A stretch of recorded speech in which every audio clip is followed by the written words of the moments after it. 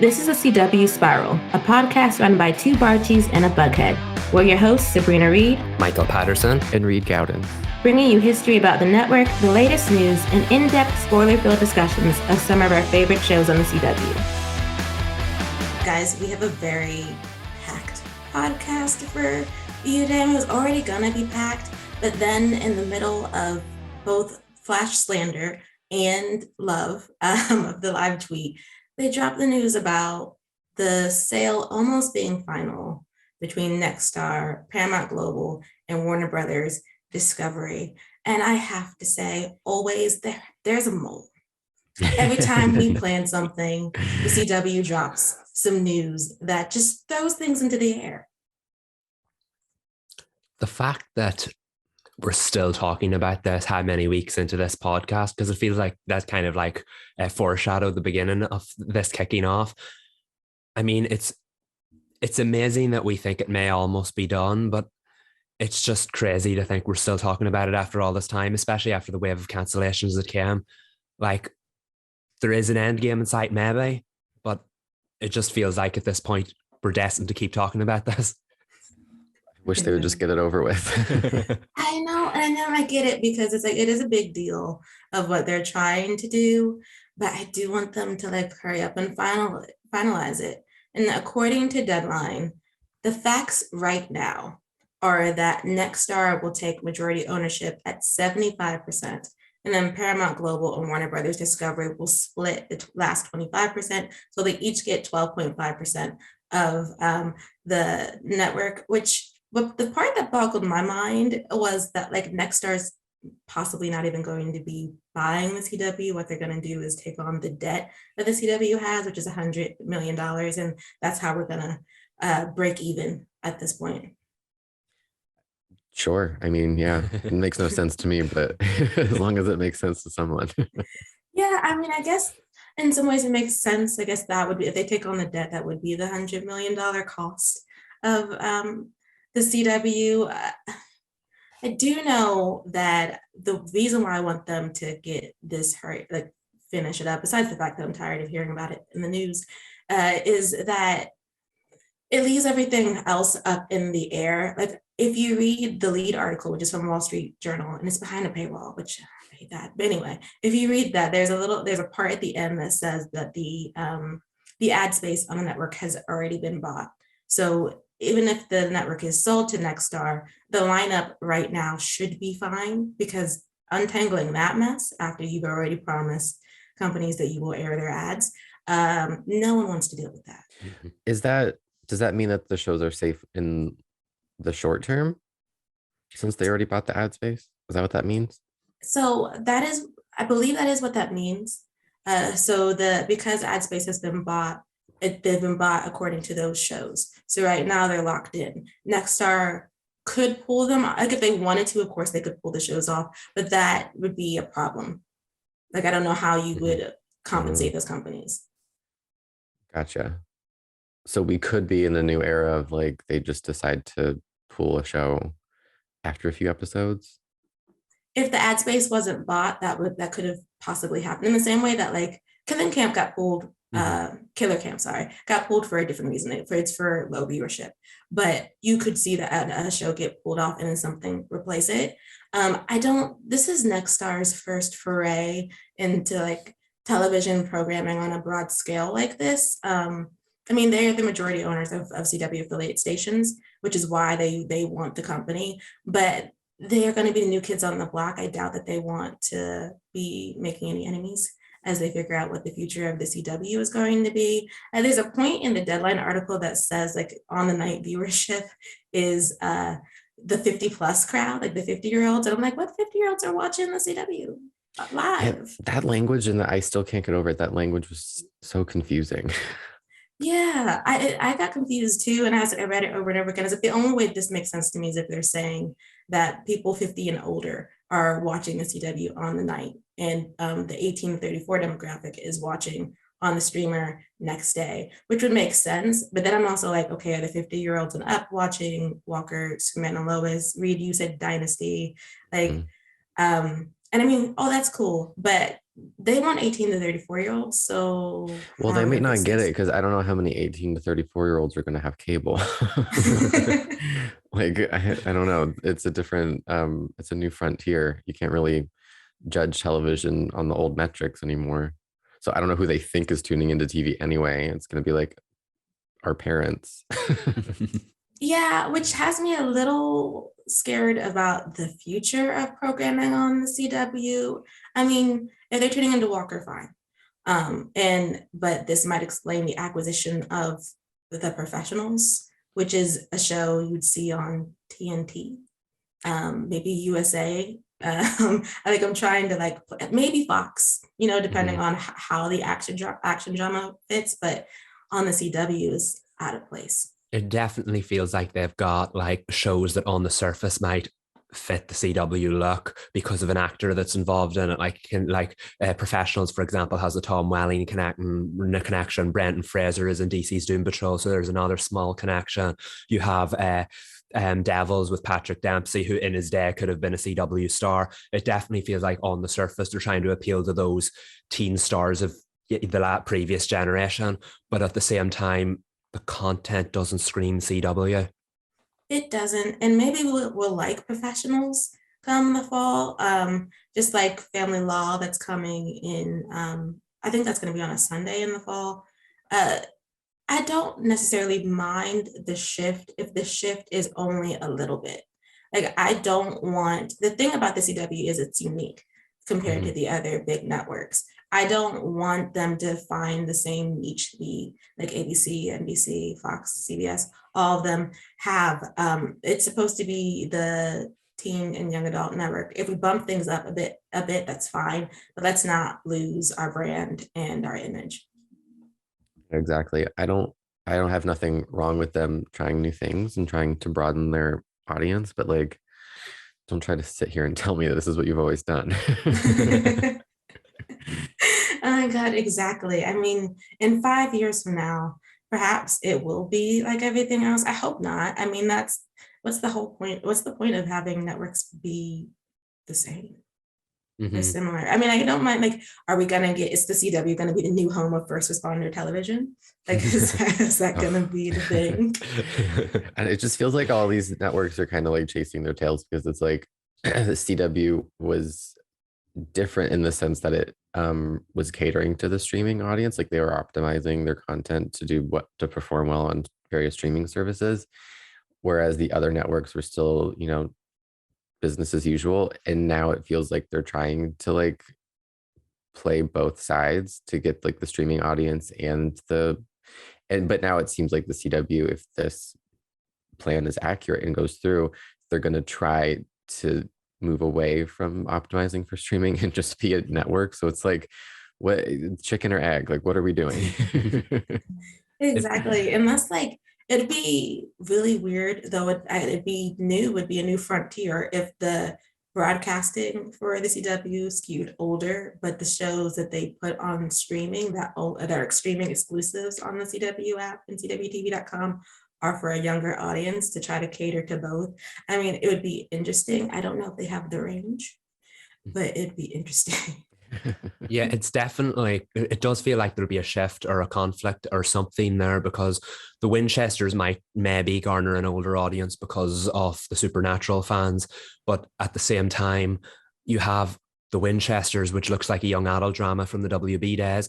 You have Gotham Knights, which is geared towards a younger audience, even with its Batman connections. You have Powerpuff in development, which I'm not sure any older person would have read that script and thought, can't wait to see that.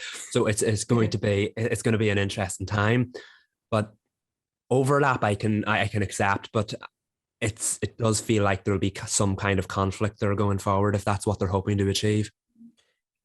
Do you think that's kind of what they were trying to do with all these reboots, where like Charmed will appeal to the older audience that grew up with the original, but will also pull in younger viewers? Like the same with Dynasty, it can be applied to like all of these reboots. I feel like that just like the light bulb just went off in my head.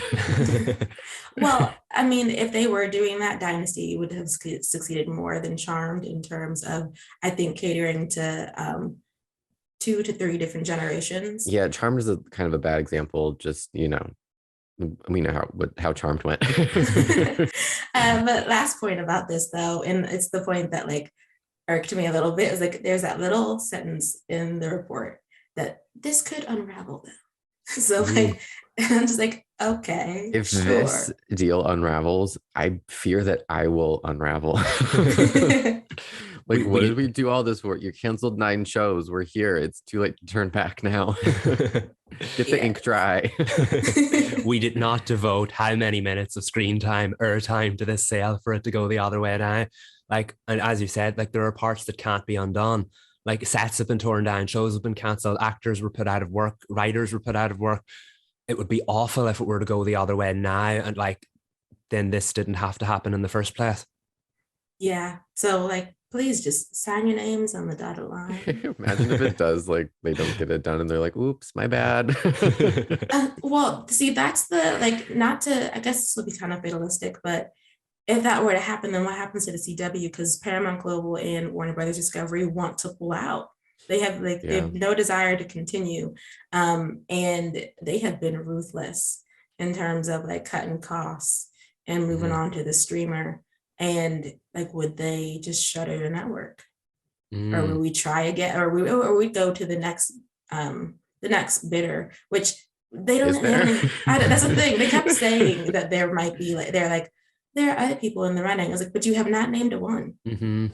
Yep, Nextdoor was always that potential buyer, and like that sent like the only possible future here other than them pulling out. Like as far as I'm aware, there was never another person interested. And Nextdoor showed the interest in the CW, and it went from there. Isn't that right? Yeah, and then but they always left that like that little bit of, but there are other people who could potentially be interested. Maybe they're just saying that so that to spread the false information to make it seem like it's like a hot commodity. That's true. They could have been doing that. But I guess tentatively, the 2022-2023 television year for the CW is safe. Yeah. Let's all light some candles. Fingers crossed. Yeah. We're getting Stargirl season 3, but let's hope we get the rest of it as well. Yes. Especially the funny thing about all of this has been that the CW has continued to put shows into development. And they like announced another one called Jake Chang, which is from Archie Comics, a new show that could be coming to the CW. Just to read the synopsis, it's going to have an Asian American lead. He's 16 years old. He's a private investigator who is navigating the racially and socioeconomically diverse worlds of his ever-gentrifying home of Chinatown, and the elite private school he attends. So the show will blend soapy teen drama, neo-noir aesthetics, which Riverdale is known for, while flipping nearly every Asian stereotype, honor, martial arts, destiny, lineage, parental sacrifice on its head. This sounds really fun. And the thing I like the best about it is that they're not trying to connect it to Riverdale. Yeah. Yes. Yeah, no, it does sound really fun. And it sounds like it's got a lot of the things that we love about Riverdale, but that it could also be refreshing because Riverdale maybe ran its course a few years ago. I'm sorry. But whereas this feels like it could like start afresh. And I think Archie Comics on the CW could have a very promising future. And it doesn't always have to be tied to Riverdale because like DC, there's just so many properties out there. So I'd be intrigued by this, and I'll definitely be tuning in. I will be too. I like that the Archieverse is expanding. I really, really love that if the show goes forward, which I think that it probably will, that there'll be another Asian lead on the CW, because currently they just have Kung Fu. Great, very popular, but like you need more than one show. And so now they could be getting another one. And I like that like it's going to give you different worlds, Jake Chang's home life, and the elite school, the elite high school. So you're going to get like warmth and like understanding of community and what it means for that community to be disrupted by gentrification, while at the same time getting snobbery and privilege, and Jake having to potentially, I'm going to assume, put some people in their places as he attends the school. The setup kind of reminds me of Chilling Adventures of Sabrina, where she kind of had like her home life and then she went to that school. So yeah, but it doesn't sound like it's going to be as, I mean, just from that paragraph, it doesn't sound like it's going to be as like campy or like over the top as Sabrina was. No, I think when I read the synopsis, it was giving Nancy Drew in terms of just the yet another show that is going to give you was she a teenager when the season started? I think Nancy is 19, but this is a younger teenager, and navigating that youthful space, but also, you know, getting the job done when it comes to cases, while still giving you a little bit of the Riverdale feel by, you know, with the neon. Everyone loves the neon aesthetic. No one has done it well. I was gonna say no one has done it better, but Euphoria has done it pretty well too. But it is sort of a staple of television now, and when done well, it's like peak amazing. I just love it. And the thing that this show, I feel like, is a good move, and I hope it goes ahead, because in this era where they're constantly trying to reinvent themselves and look for new things, this is not a reboot. It's barely even a spin-off, but yet there is source material there to work with, and that could work in its favor. So I feel like this kind of walks the line between everything that the network does best while also offering something new. And I think that the network knows how to make these kinds of shows, so it's a tried and true method. So I think this could be a risk and a bet worth taking. Same. And I hope we see it next year, actually. I don't know where it would slot in. Not that I wouldn't love it to take Professional's place next year. And I mean, I guess I shouldn't say that because we haven't seen the show yet, but as far as, I just want the lineup to start looking a little bit more like the CW, and Jake Chang would do that. So more power to that team. I can't wait till more news starts coming on about it, like who's being cast, what the plot's going to be. And I'm manifesting this now, no Riverdale crossovers. It's let it live on its own. Yeah, no. Yep. As far as like CW shows going to streaming though, Kung Fu Season 2 will be on HBO Max July 15th. Walker Season 2 will be on the streamer July 23rd. And then Superman and Lois Season 2 will be on July 29th. I feel like we're starting to get a better understanding of when CW shows will land on HBO Max, because it used to be sort of up in the air, unless I just haven't been paying attention. But like they seem to be doing that thing where it will come the month before a new season airs, and now it seems to be coming the month after the season finale, which is good. Yeah, I had no idea when. I thought they just arrived whenever they decided to hit upload. I have no idea. So I'm glad that they announced the dates ahead of time. Same. It feels like it's gathering more traction. Like, I don't have HBO Max here, so I don't know things like this. But the fact is, all three of those shows just ended their runs quite recently, and we know when they're going to HBO Max. Just like we now know when the Flash season 8 is going to Netflix. So it does feel like the whole like CW shows heading to HBO Max has become, as soon as they finish the run, has become a regular thing. So more power to it, because I feel like you should strike while the iron's hot. There were one or two shows I think last season that didn't come for quite a long time, and the buzz around them dies off. So it's best to get them out to the rest of the world or the rest of the US as quick as possible. And they're going to be doing that, which I think perhaps this means that we are in the promo era for the CW. Perhaps they've been taking notes, or Nexstar has been like, this is why your network has not made any money. You need to promote. I mean, because I've been seeing more and more TV spots. I've been seeing more and more promos show up on YouTube. And I'm shook every time. Just a little promo is a treat. Yes. Like, do more though. Make it a whole meal. But there's not going to be like a meal of content on the CW. Well, when this drops, it'll be the same week, but the week of July 4th. A lot of shows are going to be off, which makes sense. It's the holiday weekend and week. So the only shows that will be on are Tom Swift, Mysteries Decoded will premiere a new episode, and Dynasty will be on as well. So we got 3 new shows. Obviously, we're not talking about the non-scripted television. I have no idea if that will be on. I'm going to assume so. Those things are rarely ever off. Well, you know what I'll be watching? We do. And speaking of watching things, and I believe, Reed, you're caught up, but me and Michael are not, but will be, is Riverdale. We have to come back because Sabrina Spellman will reintroduce herself into season 6, which I'm excited for. Yeah, it seems like she has a really big role, and I'm excited. Because the last time we saw her, she just like smized and left. Oh, I remember the disappointment of that. They built the whole 5-episode event on that one appearance, and it was all of 5 minutes. I can't believe it was I the same know. season. Like that's I still know. boggling my mind. We're the same season. We're still on. Reed's like, wrap it up. It's taken so long, and I know, like, I was bugging everybody at work and every channel and writing so many like Riverdale's. Sabrina's going to be on Riverdale articles, and like being unhinged in the Slack channels, and then it came on, and I was like, she's here for 5 minutes. This is it. This is what we got. You're getting a lot more of her this time around. Yes, thankfully. And so the episode is called The Witches of Riverdale. And the synopsis is when several of their own fall prey to Percival's latest plan, Cheryl calls upon fellow witch Sabrina Spellman for help. Elsewhere, Percival gives Reggie an ultimatum. The last sentence, I care about Reggie. Percival, I need him to leave. The rest of it, I really enjoy. Mm-hmm. Yeah, I don't know what the Percival gives Reggie an ultimatum thing is because Reggie was not in the last episode, so don't know what that's about. But I'm really excited.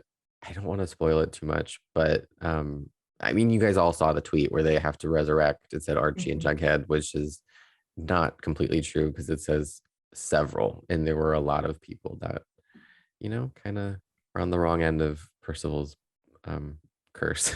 Yes. This is not going to happen, but that would be a good way to get. Is that weird, Archie? Is that the one with the zombies? Because if they mess up the spell, you could get zombie Archie in Jughead. Everyone's wanted that for so long. That would be fun. I don't know if I can sign off on that. It's like, no. I have limits. And that would be brushing up right against them. As far as limits, though, Michael, I'm gonna give you the floor to break your silence on Gotham Knights. I've been waiting for this for weeks. Let me sip my tea. I try not to. Ever since I was younger, I try not to judge things before I actually see them. And I know rightly now my thoughts will be immortalized on this podcast forever. So I'm very, very careful about what I say. But I will say this. You know how excited I was about Gotham Knights. We were all excited about Gotham Knights. It's the CW's new era's big show that they were building towards. It may not be anymore. But I will say this, that when that first trailer dropped, that excitement went way down. And I think by its very definition, a trailer is supposed to tease, excite, and promote something. And if we judge the Gotham Knights trailer upon what we saw, I think it failed at all three of those things. Maybe not promotion, but not for the right reasons. It was giving Batwoman season 1, and I don't mean that in a slight to Batwoman season 1. When the first trailer for Batwoman dropped, it killed the excitement for the show. And even though the show was far better than anyone predicted because of that trailer, not as many people tuned in as they should have because that first trailer was a train wreck. Ooh. And the Gotham Knights first trailer is a train wreck. Again, you can take content and make it look good with a good trailer. You can take content and make it look bad with a bad trailer. Unfortunately for me, this was a bad trailer. I have thought about it. I was very diplomatic in my original statement that Reed so graciously read out, used to so graciously discuss. But I have had time to sit with it. And I don't think in such a risky era for the CW, when it's cancelling hit CW properties, when it's trying to find a new CW era and is working with the biggest DC character of all time, that was the right trailer to drop. I'm not sure if that's the right show to produce. It's all giving early 2000s, we can't talk about superheroes, even though it's a superhero TV show kind of vibe. And the teen drama didn't even look as promising or interesting as CW teen drama feels. It looked CW-ish without feeling CW-ish. And I never thought I'd watch a superhero show and say, I wish that felt more teeny to me. But this felt grim. This felt angsty. This felt edgy for the sake of it and unnecessarily graphic. I don't want to see Bruce Wayne in a nice tux with a Batman mask on him with his throat slit. There was no need to see that. And the masks don't look very high budget. I'm sorry, I've never seen a CW show trend in today's day and age the way that show trended in the days afterwards. I was off social media for a while at that point, obviously, while I was traveling. And when I checked in again, it was still trending and people were still dragging it. I am going to tune in and I am going to love it with all my heart, regardless of how good or bad it is. But that was not the right trailer. And that was a very promotional tease because it failed by its very definition to excite people for the show. There, I said it. I feel much better about myself now. Thank you, Michael. And it's really accurate. I think it's the thing that is, I thought your Batwoman comparison is apt because Batwoman had a lot of pressure going in because they're not doing a Batman show yet. And so she would be the Bat presence. And then the trailer did not hit it. It didn't. And Gotham Knights has a similar pressure because of all the cancellations. This is the show that I don't know. I wouldn't say that Legends of Tomorrow and Batwoman were canceled to make room for it, but it is the new superhero show that's coming to the network, and therefore, because those shows were canceled, it has a lot of pressure on it, and that trailer did not service it in any way. You have angry fandoms who are like, "This is what we gave up our shows for," even if that's not necessarily the case. That's what it feels like, and you want them to tune in to that. I would love to know if there was another cut of the trailer. Because I can't imagine that they only make one trailer for these shows. They have to like decide how they're going to market it, and I want to know how they landed on this one. I don't know. Part of me wonders though if they kind of knew, because why did it debut on the Facebook?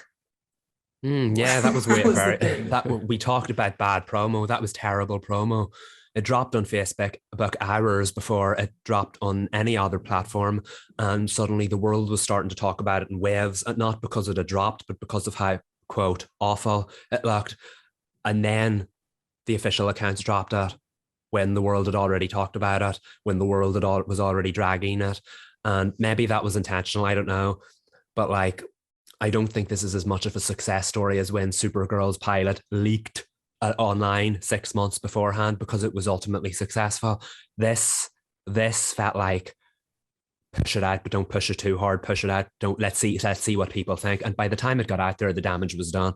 And I do agree that there are probably multiple cuts of different trailers or whatnot. I know Batwoman produced a few TV spots before it debuted, and every single one of them was so much better than that trailer. And like, why couldn't you just have released that instead? So I hope it's epic. I hope we get to see some costumes, and I hope it's just better than what we saw. I want to say that in a nice way, but I don't know how you can sugarcoat that. I'm not saying this to hurt it. I'm not saying this to shade it. I'm not saying this against anyone involved in it. I still think the show is full of potential, but not a single drop of it was highlighted in that trailer. Yeah, well, look, you're reviewing the trailer, not the show, so yeah, exactly. Feel free to say whatever you want. That's the material we have. That's the material we're going to talk about. Exactly. And you already said you're going to watch it. We're going to watch it. We'll be there. Yeah. Perhaps I expect this pilot to be piloty. All the pilots are piloty. I know CW gets dragged more for it, but like, watch your pilots on the other broadcast networks too.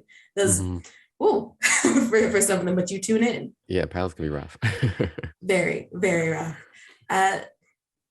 This is a personal opinion, but what was rough on Tuesday for me was the Superman and Lois season 2 finale for various reasons. Not that it didn't have its highlights, but let's start with the positives. I thought that I'm searching for a positive. And oh my goodness. Let's start with Clark's cardigan at the end. The highlight for me, I screamed in our group chat. Yes. It was so luxurious. That was fresh out the box. Yes, it was. I loved it. He looked so nice on the ship in his cardigan. He was giving rich, wealthy. Like J. Crew ad dad. Yes. Which I didn't expect, but he wore it well. It was great. Yeah. It was a nice little way to end that. Yeah, on that note. moving on to the Flash. Yes, I will say that was a lovely end. Superman and Lois does this unusual thing with its endings in that it's always it's always quite a simple scene, but there's so much heaviness to it. They're not necessarily teasing the next villain. It's just a very heavy, emotional, family-driven story, and the building of the new fortress in the ocean, which is the more traditional looking fortress. I just let the comic book fan jump out on me. It looks like the one we saw in the Christopher Reed movies. It looks like the one in Smallville where it's shaped that you can see the icicles like sticking out of each other. That was nice to say. That was for sure a big moment. And I have questions about that. Not to interrupt you. Not at all. While we're on the topic, like where were they? Because isn't Smallville in Kansas? Yes. And Kansas is landlocked, to my knowledge. So like, where did they go? I think now this is what gets me. The Fortress of Solitude is out in the Arctic somewhere, so no one can get to it.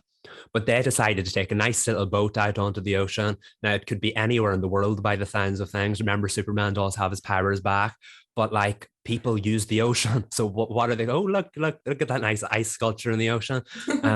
Yeah, that's my other question. Like, are they not worried that people are going to see that? Because it's like it's pretty big. Even though it's in the middle of the ocean, I'm like, you're just going to throw that there? Exactly. Did you not see Titanic? Yeah, I don't know where I am. I assume it's supposed to be somewhere maybe close to the other one. I don't know. It didn't look icy, but yeah. I have to admit, even the big comic book stan in me was like, where is this? So I'd be like, yes, that's an understandable question. Like I was on board with it, and then I was like, wait a minute. Kansas is landlocked. We're thinking the boat. I mean, it's all unimportant. It's just my brain asks those questions. They always do in the simple scenes, to be fair. Yeah, no, but it was a nice little family-driven ending, but obviously it had comic book implications, just like Natalie's arrival from the other Earth in the previous season had comic book implications. It's very, very for such like a action-packed finale, it had a very like emotionally heavy ending, and I like that. I love that. That's what the show does best. To go back a little bit to the actual episode, I'm interested to hear your thoughts because nobody was more divided about the finale than I was. But I will say that the episode itself, without that little bit of context, which we'll get to later, I really enjoyed. I thought they did a great job with it. I thought the stakes were there. I didn't like the fact that Lois was separated from the pact for the whole season, nor for the whole finale. That wasn't necessary. But I do like the fact that she was telling everybody, you don't need to be alone and you shouldn't be alone. And then poor old Lois was left on her own. But I will say I really enjoyed the finale just from a stakes standpoint. It definitely felt like a solid build up to everything. The payoff was worth it as well. And I just, before we get shady, I do just want to shout out that possibly the best scene the show has ever done was in that episode, and that was when Superman was getting supercharged in the sun and he had the flashback to the family, that beautiful music played as he remembered his kids and Lois, and you saw the skin that had burnt on him started to repair itself. And I think that's what kind of separates him from like Tal-Rho, for example, although Tal is getting there. That's what separates them. They're both Kryptonian, they're both super, and they both could be the world's greatest heroes. But the thing that makes Superman that little bit better, that little bit stronger, is his empathy and his love for his family. And that's what ultimately helped him heal while the sun was destroying him. And to see him come out of there supercharged, the comic book fan in me couldn't have been happier. To see the S glowing, all the little accents on his outfit were glowing, his face was glowing, he overloaded the parasite, Ali Alston, with his power. That for me was probably the best scene the show has produced. And then when he landed in all of Smallville, clapped for him, and Chrissy with the tears in her eyes was clapping for him, Lana was clapping for him, and all these real people that Superman never really gets to interact with was clapping for him. And then of course that special little moment with Lois, which was a tribute to when they first met, which you've seen in last season when he had the other outfit, that slow-mo glance they have at each other. That to me was just that was a beautiful way of ending the finale. And I just wanted to get that out there because I know how this conversation is going to turn soon. So I just wanted to say, as far as season 1 I feel wrong even saying this now after what we learned this week, but if we had to rank all the Arrowverse seasons, Superman and Lois season 1 remains in the top 2. Superman and Lois season 2 is definitely still top 10. It was an excellent sophomore outing, and I'm very happy with how it ended. Now I'll give you the floor to see what you two thought. I after like watching it and it sunk in, and I felt this way while I was like viewing the progress of the episode. It definitely felt like they had been told, we don't know how the shows are going to be moving forward, so you need to make sure you can wrap up in a way that's satisfactory writing wise. And I think it was a detriment to the episode. What had been a near perfect season for me fell short in the finale, and that is just because the storytelling a lot of times was messy or unearned, which it's my least favorite episode of the season, even though it does have some great moments, like you mentioned, Michael. That Clovis moment was perfection. I think when Chrissy learns who Clark is his alter ego, I love that moment. I love how excited she gets. I love that the show, you don't like it, Reed? Don't trust her. I was screaming. I was like, Lois, what are you doing? I don't trust her. I don't necessarily, I don't know if I can say I trust Chrissy, but I think I can trust Chrissy's relationship with Lois. It might become a problem when it comes to the writing, like when it comes to when she has to write stories for the newspaper. But as far as their friendship goes, I get why they had Lois tell her. I do like that they put a lot of storytelling into how much of a weight it is to carry Clark's secret. And that is because they have to carry it too. It's not just Clark's secret. And so they should be able to come to him and tell him they want to tell somebody, and this is why. And this is because the lying has made it difficult, and it can't be sustained. And I think for me, my favorite scene of this series, not series finale, season finale, was between John Henry and Natalie. That father-daughter relationship is so heartfelt. Like, I'm moved every time they have an emotional scene with each other. And the fact that she messed up and it's not her fault because she didn't hear him ask her to bring the XK.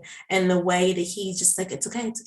Because what I still got you. And that's what I wanted most of all. And that they, like, even as they're dealing with the fact that, we're going to die, they save the day too. They figure out how to help in the effort to stop Allie. And I was so glad that they weren't sacrificed. Like, you still get that lovely moment, but also they get to go home and they get to be with their now extended family, because at this point the Kents are their family too. And I loved when Natalie told the boys that she was happy to have brothers. That was very sweet. That was cute.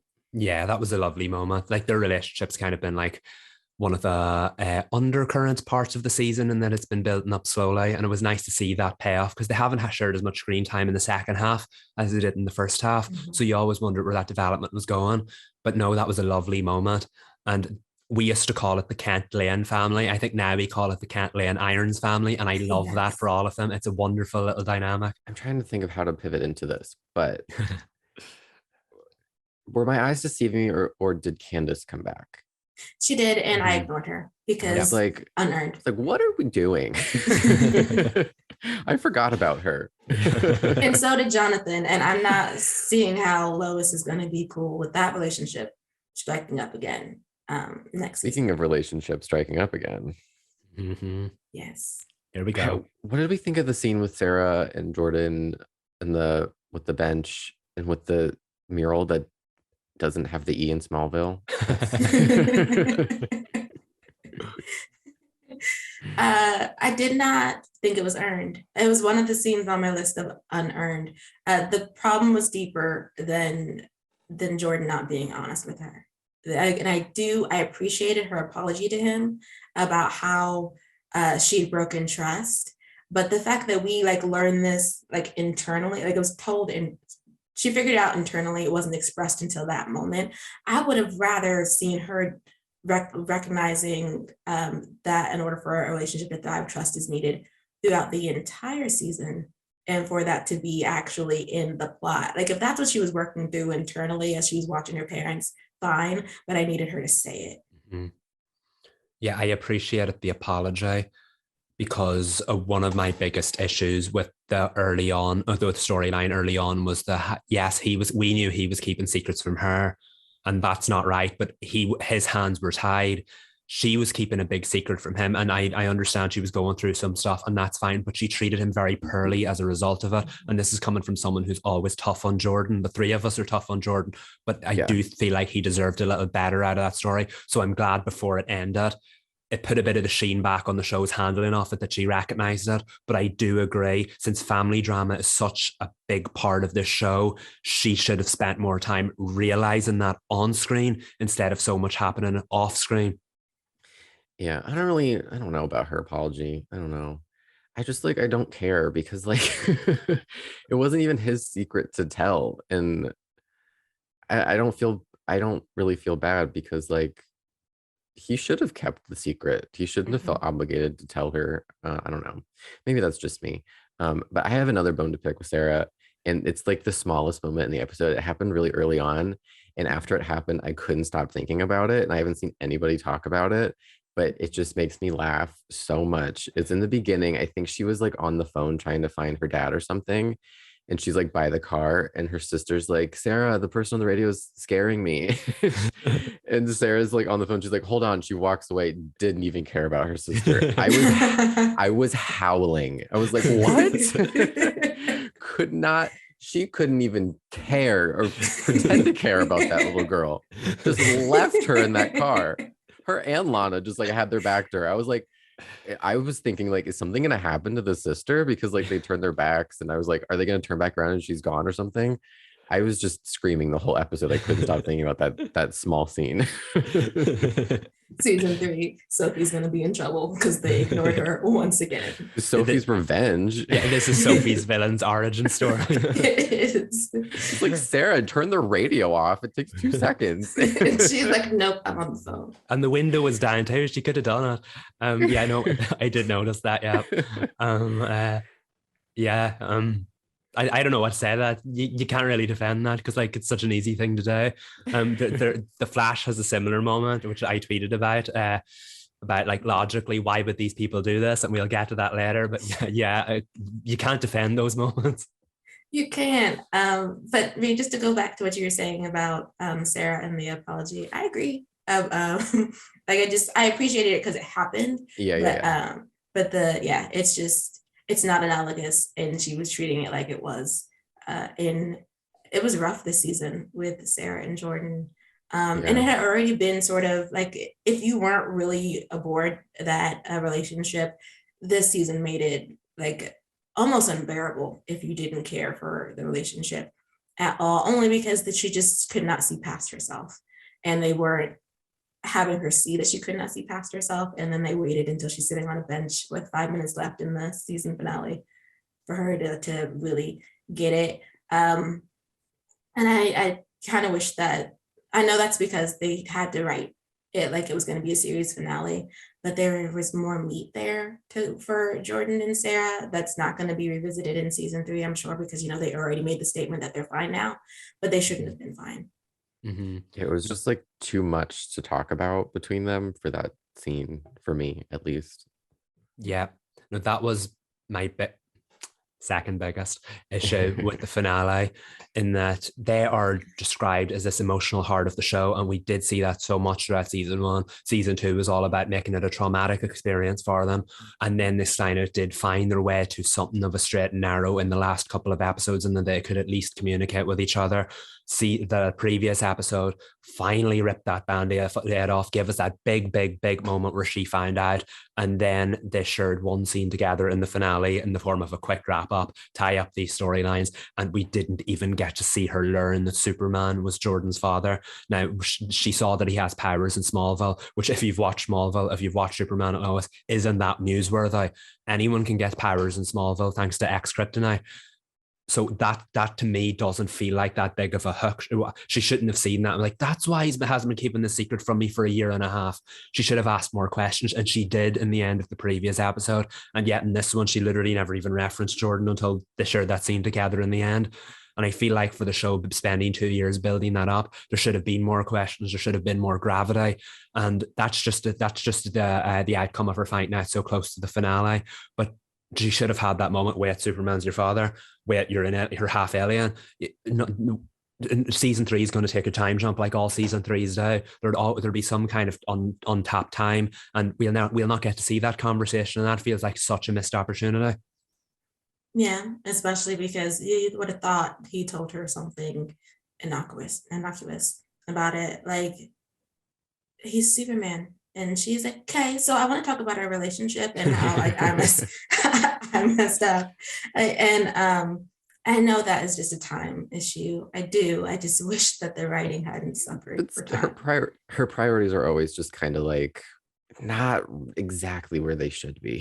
True. That's true. Like, she's almost there. Like, it's within reach, but she's just like, she's not there yet. Every time she needs to like take more notes from her mom, because like I do love that Lana's like main thing this episode was to find Kyle, because she does love him, but also loving him does not mean that they get back together. Like that there is a sort of there's a difference there, and I love that he didn't see that but she did, and I don't know if that means that Tal will be back next season. Better be for Lana to try things out with her, but I am happy that like she's stuck to where she wants to be in life, and that's concentrating on her babies, Smallville, and being the best mayor that she can be. This just came to my mind, and we don't have to talk too much about it because we still have to talk about the elephant in the room. I want a Tal miniseries of him in that bizarro whatever he's in. That'd be fun. That would be fun. Yes, it would. Yes, it would. I feel like if they don't at least give us one episode their next season, that would be a missed opportunity. And if they probably won't, because we did Bizarro World this year. But like, I do think that interview with the showrunner did say that Tal, they're going to try to get him back as much as they can because they love Adam Rayner, and like so on board with that. But it would be nice to see, like, what if he became the Superman of that world? That would be cool. Like, he has some learning to do. Yeah, like we had to sit through.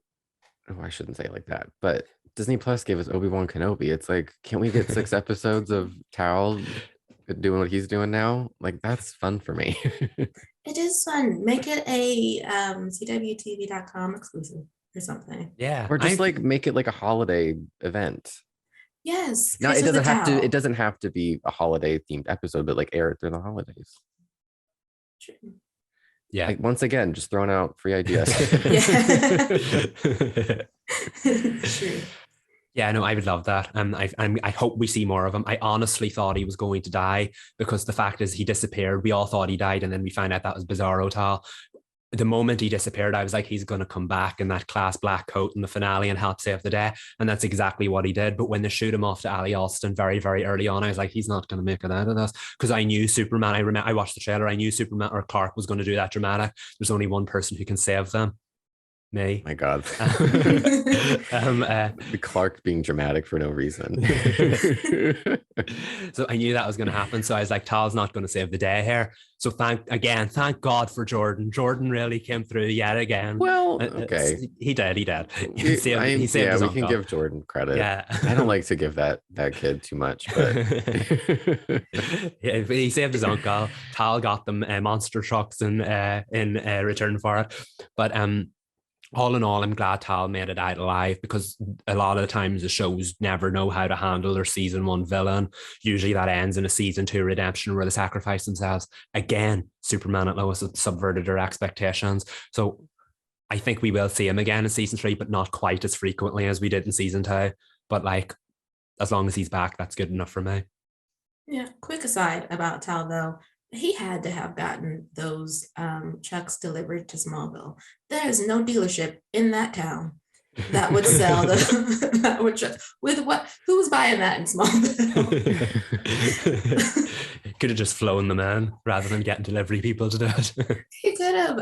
And now he can't. Clark can't even sell those. because Tal's not even on their Earth. Those 15-year-olds don't need those trucks. Please just sell it and buy something for the town. I don't. Or they Tony can problems.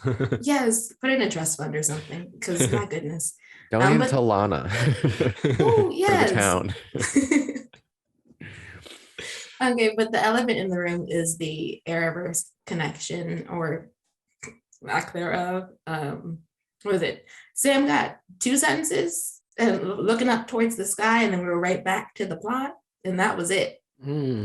Yeah. As the Arrowverse outsider, let me get my thought out of the way because it's not. Yeah.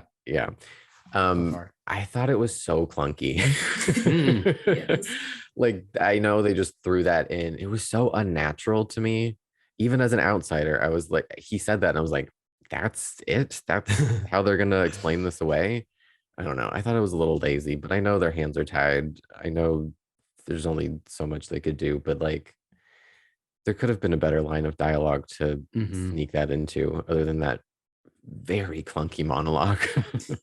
Yeah, no, what's that meme in it? 2 months exposition. That's exactly what it felt like. It's like we have to tell people this and we don't know how, but we'll use Sam to do it.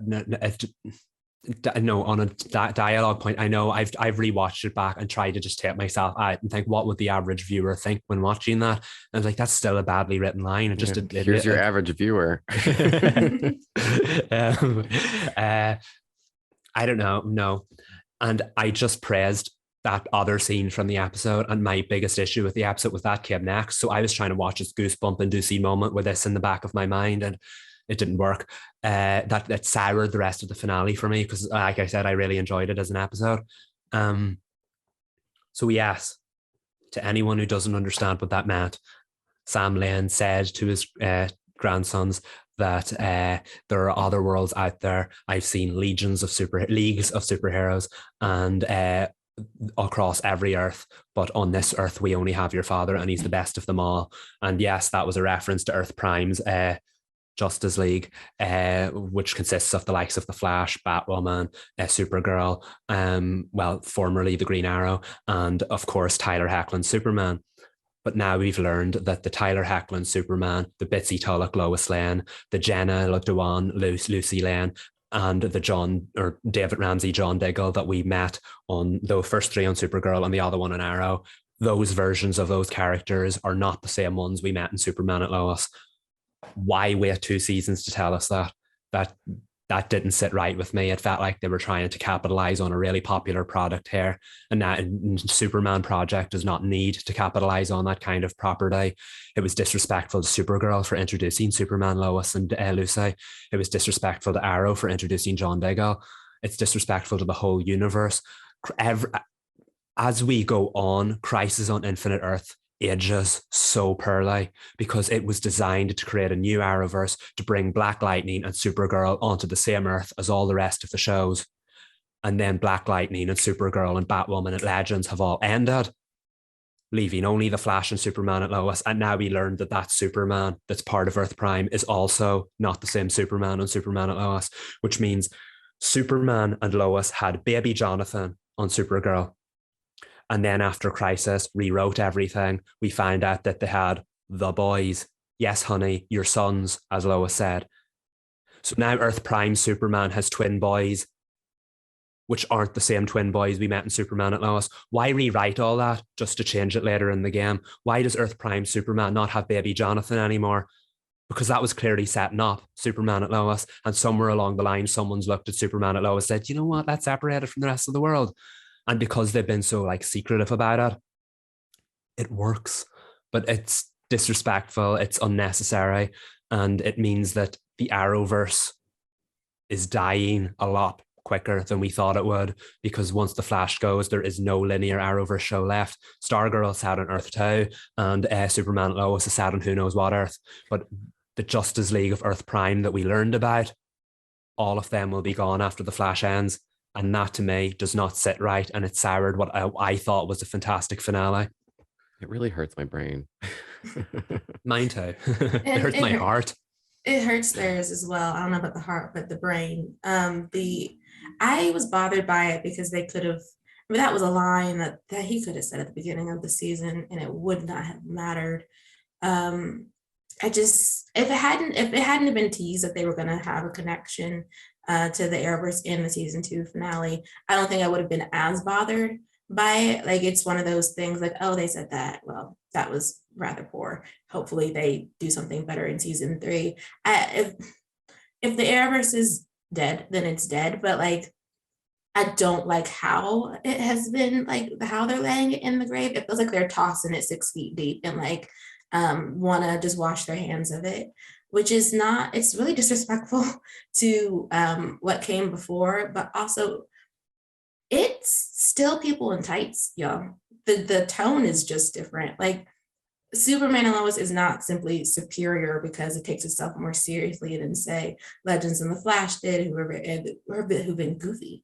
Goofiness is fun. Seriousness can be fun and compelling and really have you tuning in. I don't see why one is better than the other. It's all just comes down to personal taste. I'm personally someone who enjoys both. And I think that it's not that, oh, we're going to get a much better superhero television now that Superman and Lois are around and DC wants to elevate what they bring to the CW. And it's like, y'all the same people that were really enjoying The Flash in its first seasons and Arrow in its first seasons. Like, just because we're a decade past now, let's not be brand new and pretend like you weren't enjoying the shows before, because they didn't have the same tone as Superman and Lois. And they were still drawing huge audiences. I mean, that's why Comic-Con was the place to be. Once Arrow was on and Flash was on and they were doing all these crossovers. Did it get messy at the end? Is it nonsensical now? Does it have a lot of issues with it? Sure. But that's the true about any show that goes past at least like 4 seasons, if they didn't have a plan going forward. And The Flash is showing signs of that, and has been since season 4, in my opinion. And the finale did not help that.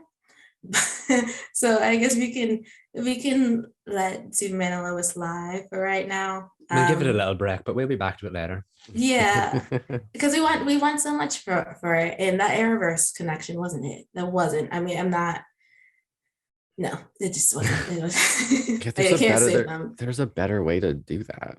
I feel like, just from like a writing perspective, not even as like a fan perspective, like there could have been a much more brief aside, like, what about Kara? And they were just like, oh, she's not on this earth. Perfect, great. Oh, maybe not perfect, but like that would have been, for me, better than Sam screaming and going off about that. As boats are falling out of the sky. Yes.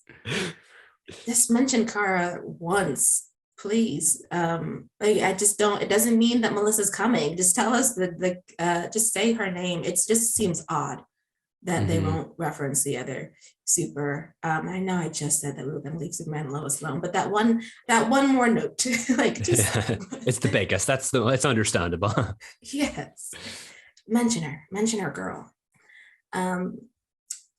Speaking of our girls, our women, Iris in The Flash, I'm going to start with her because I do think the writing around her in the finale was spectacular, as far as seeing her, quote unquote, level up, and because she ignited the spark, and they gave a connection for why all the time sickness is happening, and once more trying to flesh out that storyline. It still does not acknowledge that she had it in season 7, but and I will not let it go. But it is what it is. Glad that they've established her as the survivor we already knew that she was. Glad that she was able to save herself. Glad that she's back with her husband, and that we reignited the spark. But let the woman live, let her thrive, please. Like, now that we've done all that, I don't want any more. She can be like no more put in serious danger and threat of being deleted from the timeline anymore. No. Let's just be done with it. Yeah, and I have to say I really appreciated the spark conversation, because for me that was wonderful, but it also highlighted a major issue with the last 2 seasons, and then I forgot that spark was a thing because they don't talk about it enough. It's just like me, who's watched every episode at least twice, forgot that spark was a thing, and that's not good enough for your leading lady and leading man. Like that core relationship is the foundation of the show. And that should have been a thing that should have been mentioned more. And it's like we see this an awful lot with the show, and that one great episode has to do a lot of work, a lot of overriding to make sure we're aware of everything, because the rest of the season didn't. Mm-hmm. But I will say I enjoyed that. It was great to see Iris back. Smile on my face when she first appeared in that alternate dimension thing with Damien Dark. That was great to say, because she's not dead, and she's alive, and she'll be back for season 9. So yeah, that's a big victory for me. That was probably my favorite part of the finale. Yeah, and with reigniting the spark, I didn't realize the spark was dead. At least in the storytelling. Is this a metaphorical spark? No, it's in a literal one. So like when actually Reed, cliffhanger, and like tell us, did you watch it? I was like waiting. I was like, did you guys not want to know if I actually watched it? I do. Did you watch? I did watch it. Hi. I might take most of my thoughts to the grave, or at least the group chat, but at least I have context for this discussion. Well, it's a literal spark. So when Iris says that, when Barry often says that Iris is his lightning rod, that's true. Over the course of the series, whenever he hasn't really had his powers, the minute she touches him, or she thinks of him in a very powerful way, his powers come back. And it's like between the two of them. There's also Michael. Is that season 6 or 7 where she's touching the whatever ball that is, and she has to repower the Speed Force. I have blocked season 7 out of my mind, but yes, no, that was the start of season 7. Wasn't it when Barry lost his speed for the 1 millionth time? He needed to build an artificial Speed Force, and wasn't she the spark that ignited it or something like that? So So she was always the metaphorical spark, and there was a spark between them. But from season 7 onwards, she became the literal spark of the Speed Force. Yeah. So so when he was screaming and scaring his children because he was trying to murder somebody, it wasn't just that like he thought she was dead. He knew she was dead because he couldn't feel the spark. If he can't feel the spark, she's gone. Mm-hmm. Speaking of the kids, that threw me. Was not expecting the kids to be grown-ups. Oh, yeah, they haven't met them. Like, I watched 7 seasons of Once Upon a Time. I've watched parents be the same age as their child, but like when they said dad in every scene, I was still like, oh wow. It was every scene they said dad. I'm just gonna put that observation out and not have any commentary on it. To watch the Flash seasons in out of context, I wonder what that was like. It was an interesting experience. Chaotic? I'm assuming chaotic. Yeah. Okay. Yeah. Because that episode did the most. Chat. Yeah. We'll talk about it afterwards. I will say on the pod, you guys have talked about Cecile, and I get it now. She was a lot. Yeah.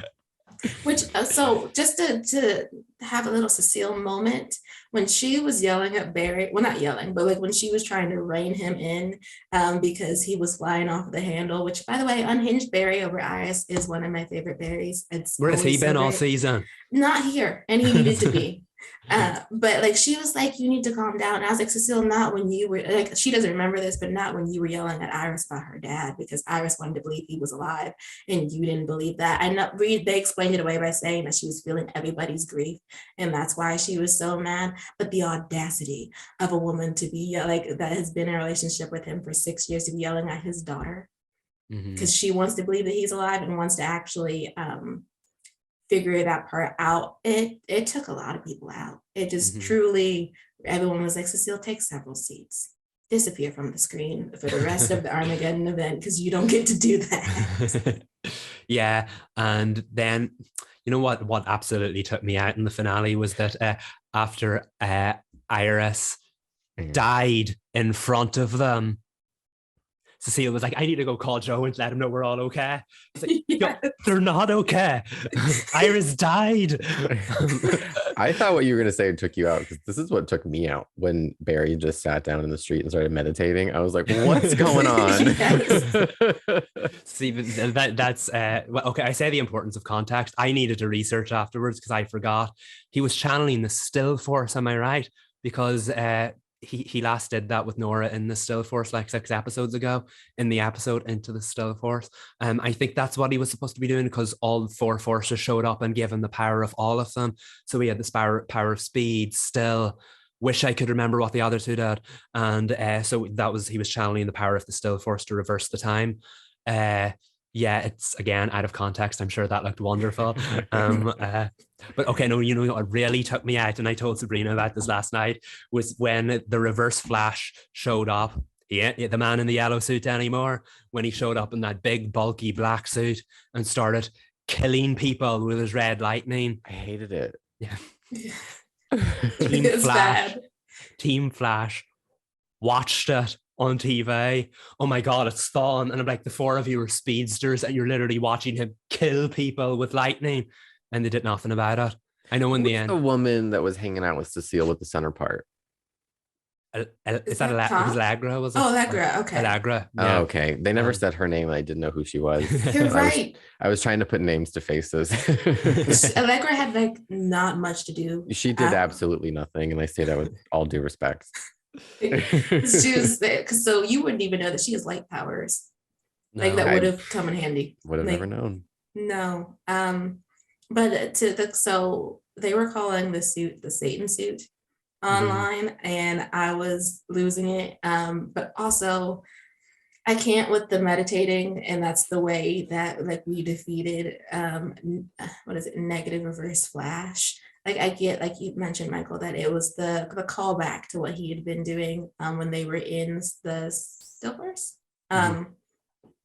Like fine, but also the rewind, like after Dawn is like basically killing the entirety of downtown Central City, and they rewind back to the moment where he was, and I was like, but Barry, the people who died before that you were watching on TV, like including the people in the plane that you threw to the side. Yeah. After Reverse Flash threw the plane at you, like that just, I was like, there are mass casualties. Why did this turn into a Marvel property? It wouldn't like so many people were dead, and they're like, we saved the day, and I was like, are we holding a memorial? Because we need to. Yeah, for the people who actually died. I feel like there wasn't enough. No, there were a lot of stakes in the final battle. And this goes back to Eric Wallace confirmed that they wrote that like a series finale, and it was always going to be about the Flash versus the Reverse Flash. Anyone who's seen the Flash from the very beginning will know that the man in the yellow suit, again, it's not yellow anymore, was the big arch enemy of the show. I do respect that there will never be a bigger bad than him, so it made sense to end what could have been your series finale with him.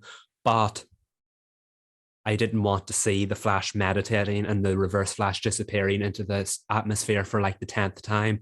We've done that before. Not the Flash meditating. That was weird. We don't need to do that again. When I tell you, I screamed. Yeah. It felt larger than life, but not necessarily for all the right reasons. Again, the Flash speedster stuff can't really do battles. This is not Arrow or Batwoman. It's not about the fight choreography, but I did want to see a little bit more than one race, a lot of CGI airplanes and a lot of meditating. I'm glad that the show will go on, as the Queen said, but now that the Reverse Flash is gone, I fear what they're going to introduce to try to be the next big bad, because you can't get bigger than him. So I do hope that the long game is that he will return in the final season. And I know it'll be tired and done at that point. But they deserve a better final battle than that, because that was very, very, very weird. It was going so well until the meditating started. Even the reunion between Barry and Iris felt a little bit flat because they were just going through the motions of running everything through. Also, can I just say, I did not know that Jay Garrick and Joan Garrick were from the future. I thought they were the versions in the present. They aged very well. The guy for the Dawson's dad with the weird hat? Yes. Okay. Yes. I didn't know what was up with them. Jay and Joan, well, Joan's not, but Jay is a speedster in the present. He's been there. He was originally on Earth 3, but then Crisis rewrote it that he was on the same Earth. But he looks like Barry's father, because obviously it's the same actor. And they're alive in the present. They do. They live in the present, but also they're from 24. There's a version of them in 2049. My goodness, they age very, very well if they look exactly the same in 2049. But I did not know this was the Jay and Joan from 2049 because the Jay from the present pops up all the time. The Jay from the present wanted to retire like 2 years ago, and now we know he's still a speedster in 2049. Like, fair play to him. But yeah, they didn't explain that very well at all. But all in all, it was a solid finale, a very, very weird and goofy finale. It was, I said before it aired, because I had seen it, that it was bonkers, goofy, over the top, and wild. And I do believe it was all of those things. Not necessarily for the right reasons, but considering how messy the season's been, I was happy with how it ended, even if it could have ended a little bit better. Yeah, I mean, for a season 8 ending, given the quality of season 8, when because you always, for this season, you always have to like cut out the portions that are good, because it did, if you ignore certain things, it's a good season, but it's I don't want to watch a season of television and ignore the majority of what happened to be able to say this was good. And this season finale I thought was decent. I was like laughing during most of it only because it was during the battle sequence. I was like, why is it Power Rangers? And I think the whole thing is given from the suit down to all the colors and the lightning. I thought that was cute though. It was cute, but all their colors. Well, not to hit the Flash with the great gowns, beautiful gowns, but but like, yeah, it was cute. I wasn't used to that amount of color though at once. Like if that was what we were dealing with from the beginning, I probably wouldn't have made the Power Rangers reference, but it just felt very the Zoids are coming, the Zords are coming, our powers combined, like, but it was a nice sequence. I don't know who the big bad is going to be, even though they teased it really well. I'm intrigued. They could have done better with that Caitlin ending. That did not make me want to see what happened what happened to her in the cooler. I tell you, I was so disappointed by that. Was that supposed to be Danielle Panabaker's voice? Yeah, yes, she's coming back. Yeah, that's was that her voice? That was her voice. Yeah, it did not sound like her to me. It wasn't supposed. She's supposed to. She's a combination, right, Michael, of something. We don't know. It's supposed. Yeah, they thought they were going to. So basically, Caitlin went into that freeze container or whatever it is in the last episode. I have to say they spaced that out very well by giving it one or two huge scenes at bookend in every episode, and I think that was because they had to write Danielle Panabaker out, so they've been using her very sparingly, but every single one of those scenes was better than that teaser we got in the finale. That was such a letdown for me, and so we don't know who it is in there, but have we seen the last of Caitlin? It suggests that they wanted to bring Frost back by putting her back in Caitlin's body, like the two of them were together at the start. That would be cool. But that's not what's happening after all. What we've now got is a new merge of the characters that's not either one of them, but could be something else. I don't know what that means. I don't know what that'll be. I think she's going to be a new major presence in season 9. I don't know what she'll look like because Frost's gone through quite a few looks over the years. So how do you make it different? Obviously, there's going to be ice involved, but that was not a good teaser. The show has been very, very, I have to say, been doing an expert job of teasing that storyline over the last couple of episodes, but that was the worst part of it because that was such a huge letdown. And I know they probably didn't have Danielle on set. It made total sense. But just if the penultimate episode had better scenes than the finale, you've got a problem. And that's exactly what that was for me. Yeah, I wanted to close the cooler door right on up. just because I forgot all about them, and Mark did not know what was going on in Central City at all. He was passed out on the desk. You would have thought like he just was not aware of anything. You would have thought that it was happened like earlier in the day and they rewound time for us, but they did not do that. And I said this in my interview with Tasar Muhammad, but I really want her to be in season 9. I know Mina doesn't have powers anymore, but I'm still manifesting, would love to see her, especially with that great line she has where she says, if you need anybody, you can call me. I have so much love for that character, and this is my issue. Like, again, one of my favorite things about the finale, just like one of my favorite things about the season 7 finale, they don't wheel out Team Flash for the finale. They wheel out the Flash family, just the speedsters, and I love to see that. And yet, and now after this, it feels like we're going back to the same old. the B team, as we like to call them, Chester, Allegra, and Cecile, are going to be, again, hugely important members of Team Flash, whereas the kids, Mina, Jay Garrick, all of them are going to be written off into the sunset and then wheeled out for next season's finale as well. And I'm like, if people love these characters so much. You said wheeled. I just saw them on the dolly, and it was a lot. Continue.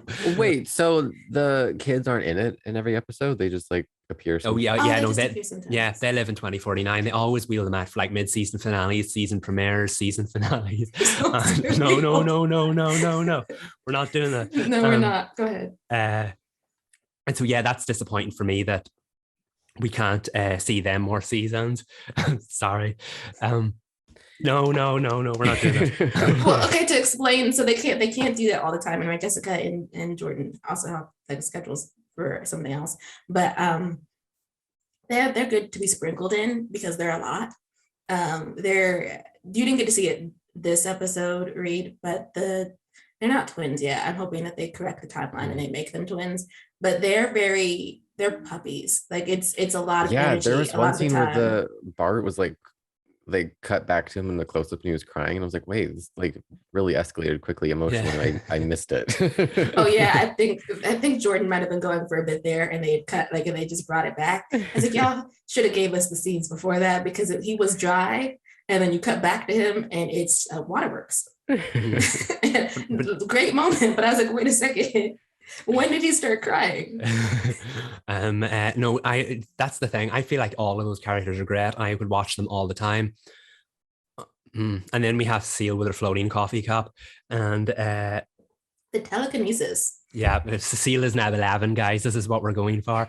So apparently, since they took all her new powers away, but she helped save the day, Eric Wallace has decided to reward her by awarding her a new power instead. And I'm like, that's not how powers work, but can't wait to see how that turns out. And so yeah, now she's no longer the most powerful meta in Central City, but she has new powers that could make her the most powerful meta in Central City. So yay, Cecile. I hope they use her right. Joe's not going to be in next season, bar 5 episodes. So hopefully she'll have some serious stuff to work with and not the goofy stuff they like to work that character with.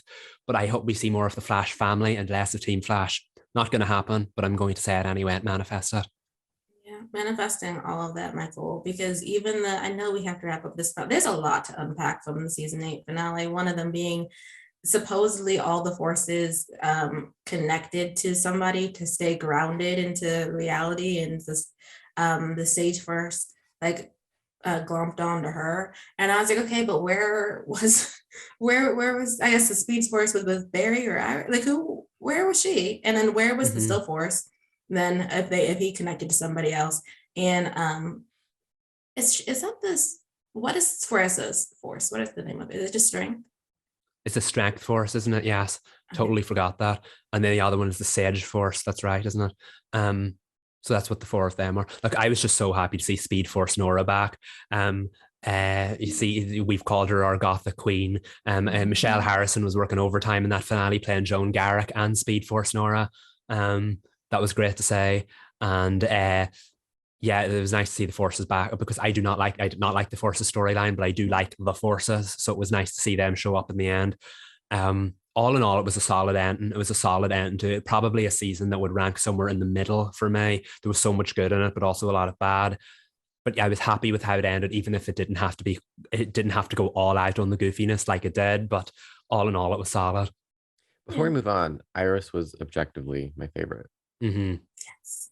I'm glad to hear that. I'm glad to hear that. Candace lights up the screen. She is amazing. Give her more things to do. I mean, Eric said that they are going to do that. That Barry and Iris will have scenes. We'll see. Yeah, we can hope. Look, I'll say that, I don't like Damien Dark. I have a very hard time with Damien Dark. That was not the cameo that everyone was looking forward to seeing in the finale. He was the Arrow season 4 big bad. He was the big bad of Legends of Tomorrow seasons 2 and 3. And yet he may have, even though he killed Laurel Lance, I will never, ever, ever forgive them for that. That character works so well outside of Arrow. He worked brilliantly on Legends of Tomorrow, and he works brilliantly on The Flash. Those scenes with Candace / Iris were among my favorites of the episode. he is so good when he's used right, and she is just so good all the time. And getting to see that spark be reignited, and knowing that beautiful scene between the two of them at the end, Barry and Iris, and knowing that she's going to be a part of season 9, I have to say, for the first time, I'm excited for West Allen. I just hope that it's not naive and that I'm not disappointed in the future. Yes, same. Also, shout out to Iris's sweater. The sweater game was on lock in The Flash, just like it was on Superman and Lois. It's really a great look. Like, she always has great looks, but it was like so good. Really good. Okay, well, that wraps up The Flash for now. I mean, this is gonna spill into the group chat. Most likely, it's just so much to talk about. I don't know, where do we go from here though? Y'all, like, what do you want to discuss? I mean, there's other things that we're watching. I guess we can go through quickly. Okay. I caught up on In the Dark. 3 episodes. It was a wild ride. Murphy was in jail trying to keep herself alive. She gets herself caught up in another drug ring because naturally that's what Murphy does. A whole mess with this audiobook thing where she's trying to get drugs to this woman in exchange for her safety. She ends up getting bailed out. She accidentally takes the book home with her with drugs in it. She has to get it back to the jail. She's got the cops looking after her. Pretzel has a health scare that had my blood pressure rising.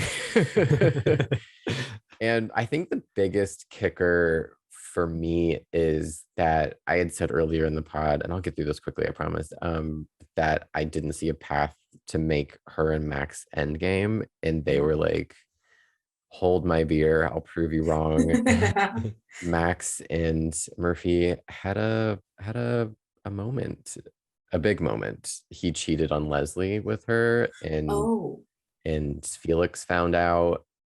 They tried to lie and keep it from him, but he found out anyway. So I'm intrigued to see how this goes, because I don't know who Max really loves. So it'll be interesting to see in these next the rest of the season, because we're only on episode 5, which will be the 2-part Murphy trial, which should also be very explosive.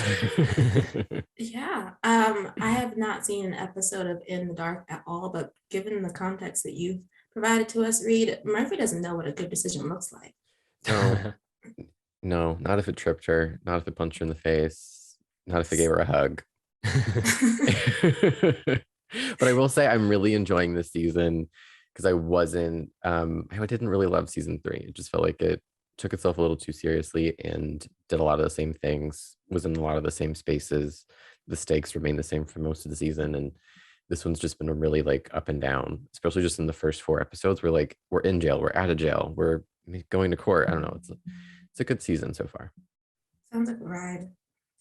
From what I've read of Roswell, New Mexico, which I am not caught up on, to be honest, I forgot. Like, I was like preparing for the pod, and I realized I have 3 episodes of Roswell, New Mexico to watch, and I have yet to do so. I have read a recap though, so I know that unfortunately Mimi is gone. She passed away unexpectedly, and so there's a whole episode dedicated to her passing, and how, of course, Maria feels about it. And Liz, I know when I do tune in, I'm going to be very lost when it comes to the aliens who are trying to, I guess, start the alighting. But Michael is undercover trying to get them to trust him so that he can get information. So that sounds like a bad but good time. Like, he's not, I know they like to write him as like the smoothest person. He's not.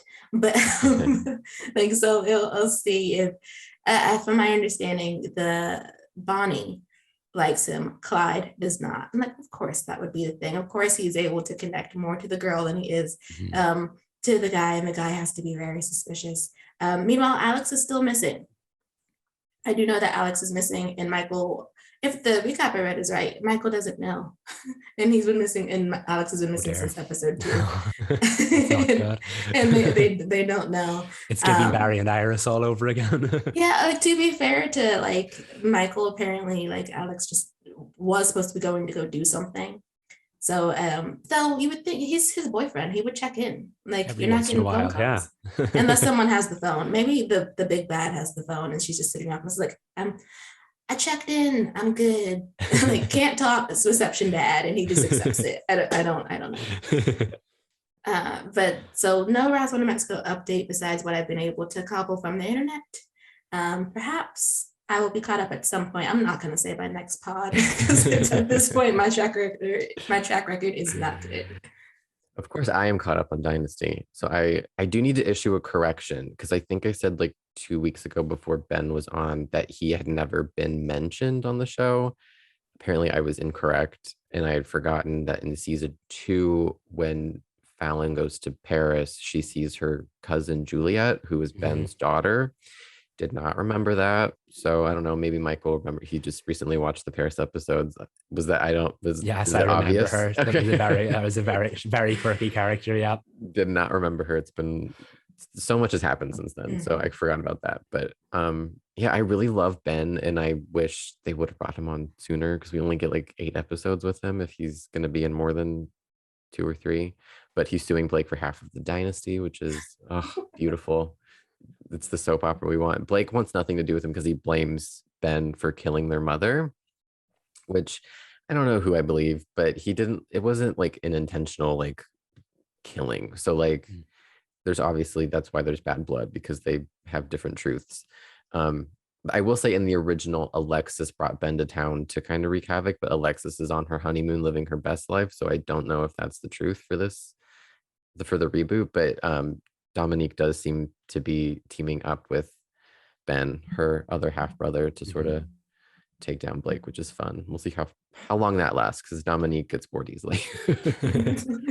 They also threw the Pride Party, which was a little more Party City than I was hoping for, but it was cute. It was a cute story for Sammy Joe to kind of unpack what he's been feeling this season and getting back into his identity.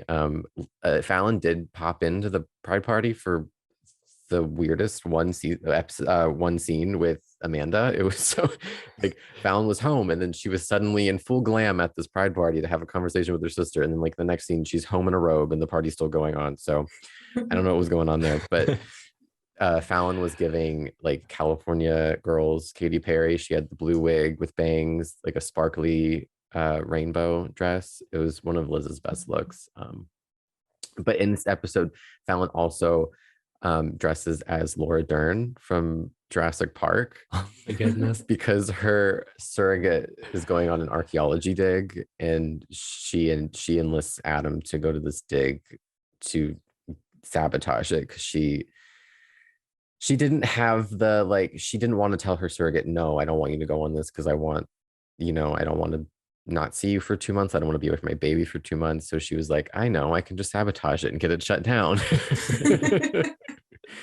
So she does that. And I also do want to say, like, there are people shipping Fallon with her surrogate, and like I get it, right? Like that scene, there's a scene that was kind of like it was heartfelt, but I'm like, they did not do all this work with Fallon and Liam for in the last run of 8 episodes to be like Fallon's in love with her surrogate. I don't know. Have fun shipping, but like don't get your hopes up. Like let that just be like a super cut for a Twitter fan cam. Yeah, like true, do have fun, but be realistic. Like, could you imagine if like the show ends and it ends with obviously her and Liam and like there's angry shippers and it's just like y'all had there was 8 episodes. Like the writing's on the wall. Like Fallon and Liam have to be endgame at this point. Like I don't know. But yeah, I really enjoyed the episode. I'm still really curious about that one random Fallon scene at the Pride Party. I was like, did Liz catch wind of it? And she was like, I need to be in this Pride Party. Because she didn't actually go into the Pride Party. It was just like outside the club with Amanda. Like, I don't know. It was really weird, but it was a good episode. It's good. It sounds fun. Which I mean, Dynasty is all the time. But I'm intrigued by Blake taking, Ben wanting to take Blake for half the company. Yeah. That's such a soapy line. And of course it's also attached to you're the reason my mom is dead. Yeah. and he was like cut out of the dad's will and everything, and now he's like, I want it back. It's my time. So I guess this is drama. Yeah, this is what we're gonna get into for the last few episodes. Nice. I hope it ends really well. I think it is that with every time you talk about Dynasty Reed, I'm like, they know what they're doing. They know who I'm they not worried. are. I'm never worried about them. I just to briefly touch on like Tom Swift. I'm a bit worried about Tom Swift. The show or the character? The show for the character. And that's only because I do like every episode that Tom learns a lesson, but it is starting to be like, just doesn't seem like the things that he learned previously he's bringing into the next episode. And that was most glaring in his hallway conversation with Zenzi, in which he couldn't take a moment to realize that like the cotillion is a lot for her. And the fact that he belittled her at the same time, and just didn't want to, she's supposed to be his best friend, but he can't take a moment. Like he can't understand why it's bothersome that he's dismissing her like that. I was like, it just didn't feel true to what we know about Tom now, or at least that where he should be. And what is that, episode 4? Yeah, that was my biggest issue with the episode, because it's that scene stuck out for two reasons. At one point, I was like, yes, Zenzi, take him down, because that was an amazing comeback. But on the other hand, yeah, I used to say the same thing about Oliver Queen on Arrow. They'd learn important life-changing lessons, and then in the next episode, it would literally be like clean slate reset. And that's something you usually see in sitcoms, and I hate it when they try to bring it into dramas. I know Tom Swift does comedy really well, but I felt like that hurt his character more just because of how closely knit these last couple of episodes have been. If it had been maybe 10 episodes down the line, that would have been fine. People make mistakes, whatever. But that was too close together for me. He's learned those lessons before. And it's not even the fact that he made the mistake of dismissing her. It's how he dismissed her by saying, let's get this unremarkable drama out of the way. I just didn't feel that whatsoever. Yeah, it's rough because I do actually enjoy Tom Swift as a whole. So I just want that portion of it to be a bit better, especially because Tina does a great job of balancing Tom's arrogance and his unwillingness to listen with Tom's vulnerability. And when he does actually listen, like I wish I could remember Claire's assistant's name, but the fact that he took the time to study their drawings and the design concepts and wants to elevate them to a new position in the company after taking a moment to like really check in, I thought that was great. I thought the way he helped Leno's mom in that, like thinking on his feet to get the monocle AR so that you could show the garden so she would calm down. That was really cool. So I just want one line where he gets it, not when he's arguing, rather than like he comes off very abrasive and doesn't want to listen and then goes about his mission, and then we come back and like Zenzi's apologizing to him, or he's saying something after having some internal moments, and I just want him to explicitly say how he's feeling about fights like that, rather than coming back like we wrap the episode, he's learned his lesson, now he apologizes, in the next episode I can prepare for him to be doing the exact same thing. Yeah, they do that a lot with Fallon on Dynasty, and she sometimes to varied success, she learns her lesson and it carries over. But I think she's really good at understanding what she did wrong and how she can contribute to other people's pain. But I will say this episode of Tom Swift fell victim once again to my inability to concentrate after Superman and Lois. So I was like, I can't, nothing's computing, nothing's sticking in my brain. And I wasn't enjoying the first half of the episode. And I don't know if that was why, because I couldn't concentrate, or if I just like, this was just a weaker episode to me, which is fine. Like we all have weeks where we don't really love everything that the show does. But I think I'm gonna have to revisit this one. I feel you, because coming off of the Superman and Lois season 2 finale, I was like rushing and I was watching and I was like, we're 15 minutes in and I'm here, but I'm not here. Yeah. My brain is still in Smallville, which is why I agree, Reed, with what you said. I think it was last pod.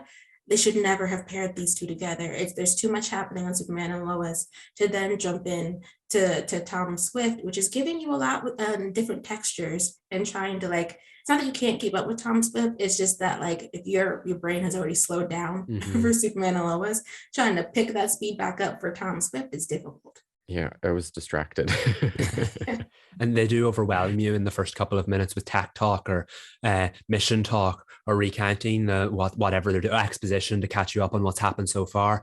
And I do agree that off the back of a really intense episode of Superman and Lois, it's very hard to stay in tune. I know that especially when there's no commercials, sometimes between the last few minutes of Superman and Lois and the first few minutes of Tom Swift, it's a lot. And a lighter show before Tom Swift, or have Tom Swift start the evening, might have been the better choice. For sure. But still, it was an okay episode. Sometimes episodes can be middling. It seemed like the point of this episode was to learn more about what's going on with Lino and his powers and how it's connected to his mom. And then Tom getting snatched. So that we can see whatever this weird obstacle course he'll be running in the next episode is. While I'm throwing out free ideas, I just counted on my fingers. There's about the same episode count left for Tom Swift and Dynasty. Move Tom Swift to Friday for me, please. Yes. Let my dream be a reality just for 8 weeks. Yes. Yeah, like manifesting that. CW Mole, please pay attention to what we can say. But yeah, other than that, I'm more excited for next week's episode. I think it's next week, of Tom Swift. The cotillion was nice though. Everyone looked beautiful. I loved the setup. One of the things that Lorraine is such a complicated character. I loved her in this episode though. She was good. And the one time I didn't was when I was like, girl, you said at the beginning of the episode that Isaac is family, and then you just fired this man at the end of the episode. Yeah, that was a lot. That was a lot, but she was really great. Yeah. And I love I think my favorite moment isn't actually when she thinks she's talking to Tom, but she's actually talking to Isaac about loving Tom. My favorite moment is when she's explaining to Isaac how he overstepped. And that and because there are things you didn't know about Lino's past and my past with my sister, and that boy is my son. And that I was like, oh yes, gravity, like because actions have consequences. I wish he didn't get fired, but he did not have any of the information or the tools, but he brought a bad situation into the home without knowing context. Yeah, I really like her role, or Lorraine's role in that story, more so than her one in the actual main story, because of course, since she has to be an obstacle to Tom, sometimes she can be written, I don't want to say robotically, but like just kind of in a going through the motions way. Whereas in this one, you really felt how tied and emotional she was to the to Lino's story, and that was surprising for me. And I think that was my favorite part of the episode. Yeah, I see what you mean by robotic, or well, not robotic, but like going through the motions. Opening scene with Claire, and I think that's the opening scene with Claire, Tom, and her, where she does not question that Claire has all the has complete control over the funds. She just says it, and I was like, "Are we under mind control right now? Are you more relaxed? Do you have the lip balm on? Because you're saying things, but you're not questioning it, and I'm confused." Yeah, I feel like there should have been more aftermath there. Yeah. But still, good episode. We'll see what they give us next week. I don't know if we want to skip. Do you want to skip our roast and just go to a toast just to end positive? We could always drag DC later. So, The Flash has now surpassed Arrow officially. Michael, you do the honors.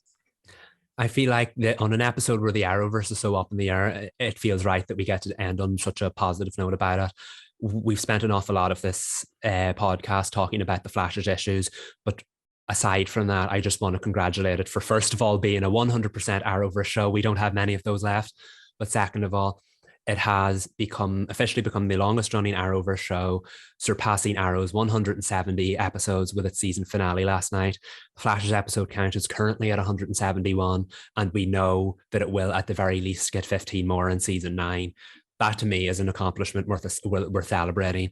I feel like it has the potential to become the longest running superhero show of all time. Should it surpass Smallville? I don't know, but it may get as many seasons. We'll get to that when we get to that. But right now, I don't know if we'll ever see another Arrowverse show reach 9 seasons. Legends of Tomorrow came so close and they stopped it. So The Flash has an incredible legacy.